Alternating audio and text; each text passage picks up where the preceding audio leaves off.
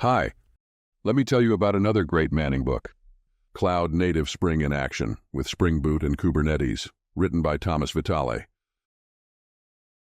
Cloud-native development is a methodology for building scalable and flexible applications specifically designed for the cloud's dynamic environment.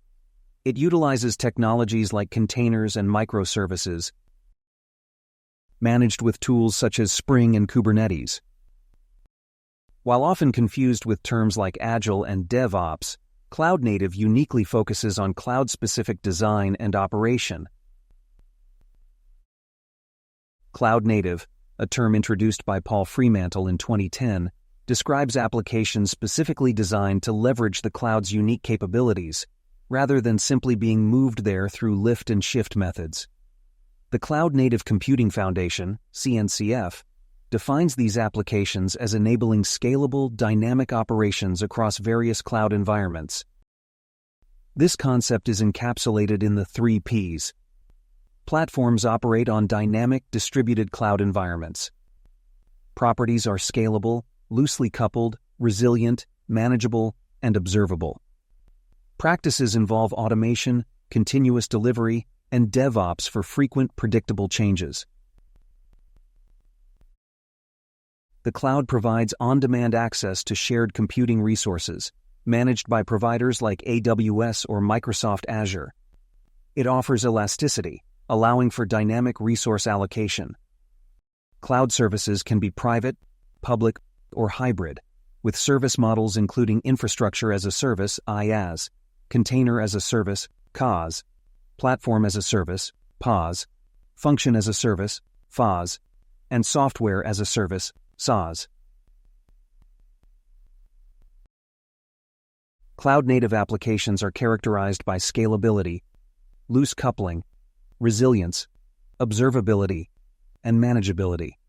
These attributes ensure that applications can scale, remain operational despite failures, and are easy to manage and understand.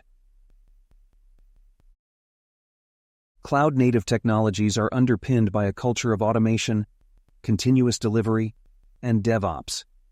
Automation streamlines repetitive tasks.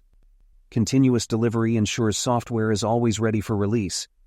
And DevOps fosters collaboration across development and operations teams. The decision to move to the cloud should be based on whether it aligns with business goals like speed, scalability, resilience, cost efficiency, and security. It's important to consider the potential hidden costs of cloud migration, such as training and disruptions. Cloud-native computing is a holistic approach to building and running applications that leverage the cloud's on-demand resources, elasticity, and pay-per-use model. Key technologies like containers, ensuring consistent environments. Orchestration tools, for example, Kubernetes for managing containers at scale. And serverless computing, like functions as a service allowing developers to focus on code, empower this approach. While containers and microservices are common elements, cloud-native isn't limited to them.